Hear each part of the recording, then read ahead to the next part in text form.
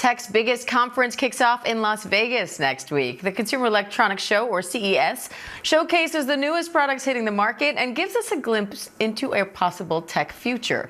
ABC audio technology reporter Mike Dubusky has more on what to expect from CES this year. So, Mike, what trends or products are you most excited about? Yeah, so CES is not a place where, like, Apple is going to show off a new iPad, for example. These big tech companies have figured out that if they host their own events at some point in the year, they can kind of, own the day in terms of headlines. CES is rather a place for smaller companies, maybe startups, to try and have a big breakout moment. So we see a lot of smart home technology, a lot of interesting stuff happening in the world of robotics in the last few years. TVs, like television technology, is always really big at CES. We've seen transparent TVs and like bendable, crazy stuff from the world of television.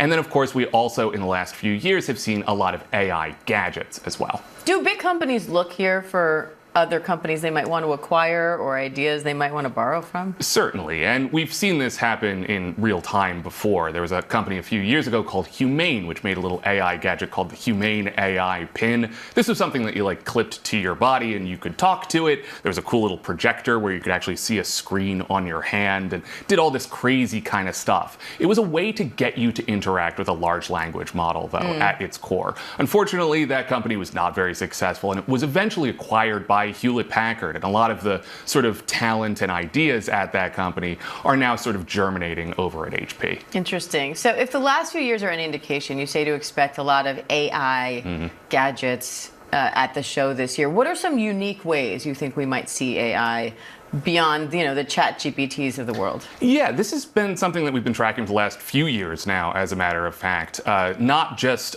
software AI, but hardware AI, effectively. And there's a lot of different ways the companies have thought about this. There's AI pendants, things that you can wear to, chat with throughout your day. There's the Humane AI pin. There's stuff like that. There's even just kind of things that are not quite phones, not quite tablets. There was a Rabbit R1 is a good example of this from a few years ago. Kind of looked like an old school Game Boy, as a matter of fact. But so far, none of these products have really broken into the mainstream, and that's because, to this day, the core technology, the large language model, is still pretty imperfect, right? It makes things up, it hallucinates, it says strange things occasionally, and that's even the most advanced stuff out there from OpenAI and Google and others. Something to keep an eye on in 2026, though, Diane, is that OpenAI has partnered up with Johnny Ive. This is the designer of the iPhone. Those two figures are working on a lineup of AI hardware that we are expecting to get a look at maybe in 2026. We don't know much more beyond that, but that's going to be something that's really interesting, could shake up that whole market. Very cool. ABC audio and technology reporter Mike Dubusky, thank you.